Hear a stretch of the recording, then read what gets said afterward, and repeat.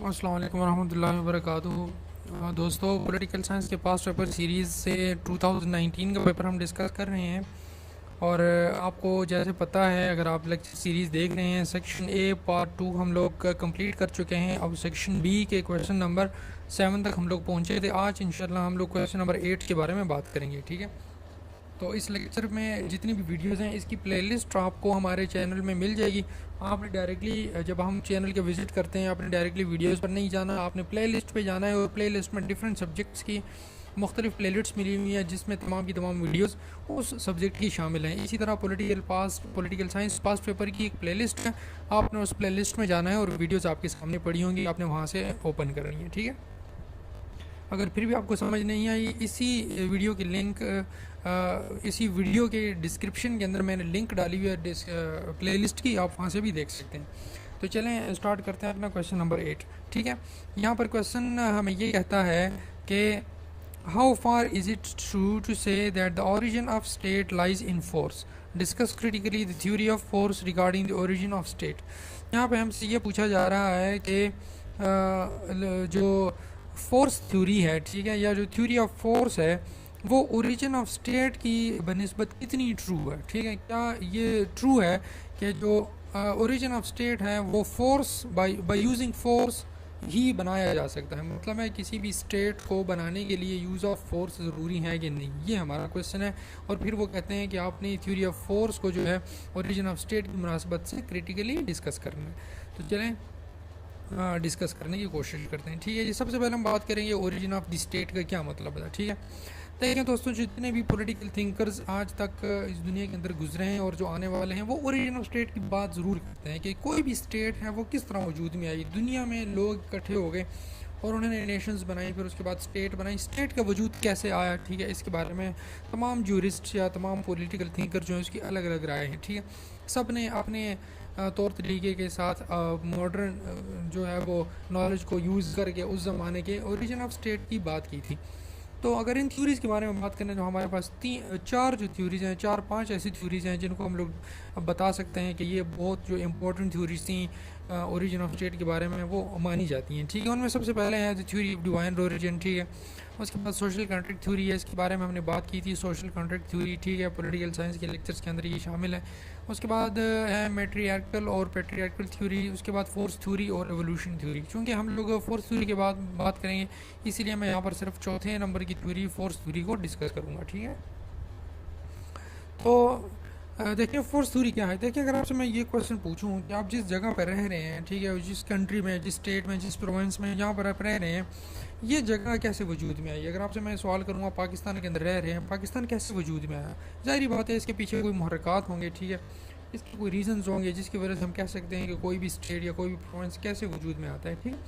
तो there are several different ways that countries and states can take their shape and define their borders. Sometimes this is done peacefully or naturally when a group of people decide to work together to make a society function. More often, though, it is done through the use of force when one group becomes dominant over the others.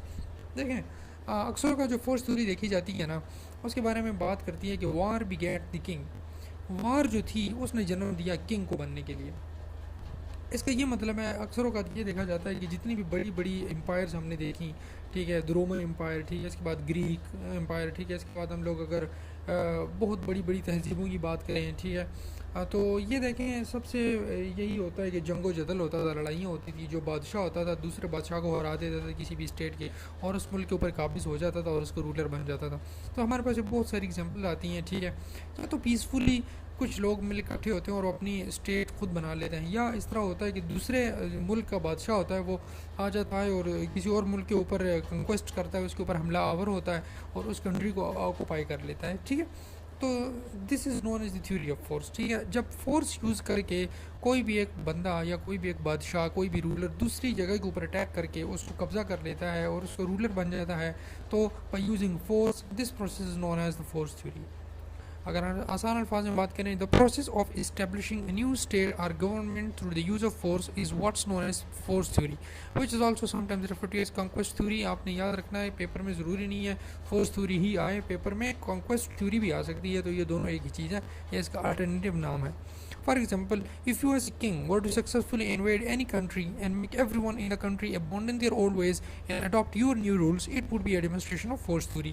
I think आपको यहाँ पर समझ आ गई होगी कि force theory का क्या मतलब है, ठीक है।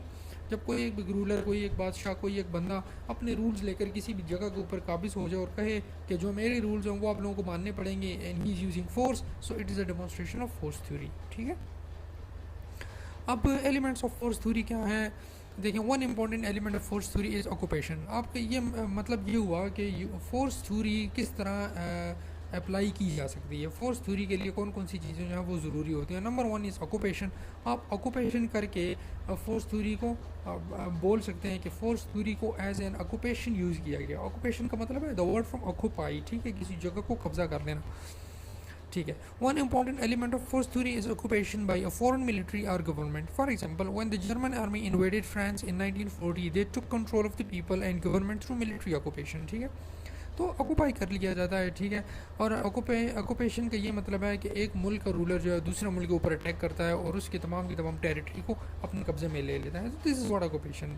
आपको लफ्ज़ देकर समझ आ रही होगी, ठीक है। दूसरा जो एलिमेंट होता है फोर्स थ्योरी का वो होता है colonisation, which is a process in which people from another country or area come into a new area and set up a community.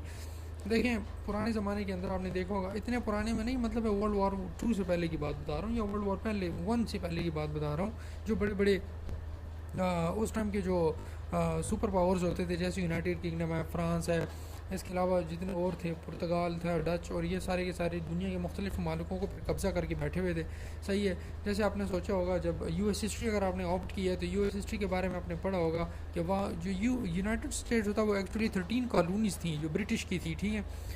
जो कोलंबस और वगैरह ने जाकर के जब उस एरिया को दरियाफ्त किया, अमेरिकन कंटिनेंट को, ठीक है, तो सबसे पहले जो यूरोपियन जो बड़े बड़े पावर्स थे, फ्रांस था और यूके था, ब्रिटेन, ठीक है, इन्होंने अपने जो है वो लोगों को वहाँ पर भेजना शुरू कर दिया ताकि वो वहाँ पर जाकर अपनी कॉलोनी बना सके, ठीक है। तो ये कॉलोनाइजेशन का जो कंसेप्ट था, it was also use of force, ठीक है। तो ये भी एक फोर्स थ्योरी की किस्म हो गई, ठीक है। तो दो आपके पास चीज़ें आ गई, एक है occupation and second one is colonisation. Now आपको मैं एक असाइनमेंट देता हूँ, can you give me an example from Indo Pak history. क्या आप मुझे बता सकते हैं कि बरसगीर पाक व हिंद से ऑक्यूपेशन की मिसाल कैसे, जब एक जगह के लोग दूसरे, जब पाकिस्तान या हिंदुस्तान में मुत्तहिदा, जिसको हम लोग मुत्तहिदा हिंदुस्तान कह सकते हैं, बरसगीर कह सकते थे, कैसे किसी और जगह से लोग आ गए, यहाँ पर बस गए और यहाँ के ऊपर हमें ऑक्यूपाई कर लिया, ठीक है। आपने मुझे एग्जांपल देनी है इंडो पाक हिस्ट्री, बहुत आसान सवाल है एंड आई होप आप इसको मुझे बताएंगे ज़रूर। कमेंट सेक्शन में नीचे मुझे बताइए कि एग्जांपल दिए इंडो पाक हिस्ट्री से जिसकी कॉलोनाइजेशन की मिसाल मिलती हो। बच्चों वाला सवाल है, आई होप आपको आता होगा, ठीक है जी। तो ये बहुत आसान सा क्वेश्चन था, ठीक है। बहुत इसके बारे में मज़ीद जानना चाहते हैं, इसके बारे में सर्च कीजिए, ठीक है, इस क्वेश्चन को बढ़ाइए। ये बहुत सीधा सीधा बड़ा स्ट्रेट फॉरवर्ड क्वेश्चन था, आई थिंक इसके बारे में ज़्यादा बात करने की ज़रूरत नहीं थी, बहुत स्ट्रेट फॉरवर्ड क्वेश्चन था। मिर्च मसाला खुद डालें और इस क्वेश्चन को जितना लॉन्ग बना सकते हैं बनाएं। देखें, एक बात याद रखें, CSS के पेपर में अगर आपको 35 मिनट्स एक क्वेश्चन के लिए मिलते हैं, कभी भी ना सोचें एक छोटा क्वेश्चन है उसको मैं थोड़ा टाइम दूँ, ऐसे कभी भी नहीं करना।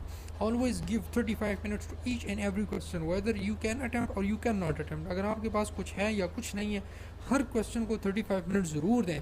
देखें, बसा औक़ात ऐसा होता है आप क्वेश्चन अटैम्प्ट कर रहे होते हैं, आपके पास मटीरियल ख़त्म हो जाता है, लेकिन आप सोचें हैं, ठीक है, 20 मिनट में आपका क्वेश्चन ख़त्म हो, सोचें, उसके अंदर मजीद पॉइंट्स निकालें, 35 मिनट उसके ऊपर लगाएं, ज़रूर आपके दिमाग में कोई चीज़ क्लिक करेगी और आप उस क्वेश्चन को अटैम्प्ट करेंगे। इसी तरह अगर आप कोई लॉन्ग क्वेश्चन अटैम्प्ट कर रहे हैं जिसके लिए आपके पास बेतहाशा मवाद दस्तियाब है, आउटलाइन बनाएं और याद रखें अपने 35 मिनट से ज़्यादा उस क्वेश्चन को नहीं दे रहे हैं। आपने ये बात जहन में रखनी है कि इस क्वेश्चन को मैंने 35 मिनट से ज़्यादा टाइम नहीं देना। This is what the management skill is known as the time management skill. Examiner आपकी ये चीज़ बहुत ज़्यादा नोट करता है कि आपने हर क्वेश्चन को उतना ही टाइम दिया जितना बाकी को दिया। ऐसे नहीं करना पहले क्वेश्चन को 1 घंटा लगा दिया और 1.5 घंटे में उसके पहले क्वेश्चन को टाइम दिया, बाकी आपके पास क्वेश्चन के टाइम ही नहीं बचा। ऐसे नहीं करना, ज़रूर ये चीज़ अपने जहन में रखिए, ठीक है। और ये चीज़ तब भी होगी जब आप राइटिंग प्रैक्टिस करेंगे। CSS exam of your written skills, not your oral skills. आप ये ना बोलें मेरे पास बड़ा बेतहाशा इल्म है तो मैं बोलता जा रहा हूँ या मैं जो है वो लोगों के साथ बड़ी डिस्कशन करता हूँ। भाई आपने डिस्कशन नहीं करनी, आपने लिखना है, तो लिखने की प्रैक्टिस लाजमी करें। ये बहुत छोटा क्वेश्चन, बहुत स्ट्रेट फॉरवर्ड क्वेश्चन था। इंशाल्लाह पेपर अटैम्प्ट करने का तरीका आपको मैं सबसे एंड में बताऊँगा।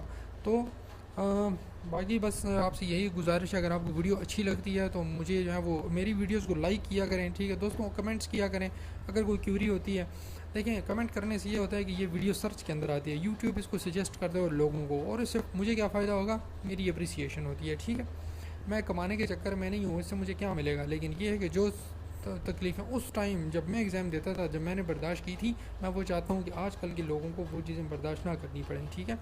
तो ये है कि अब ज़्यादा से ज़्यादा लोगों के साथ शेयर करें, बिकॉज शेयरिंग करने से नॉलेज बढ़ता है, कम नहीं होता।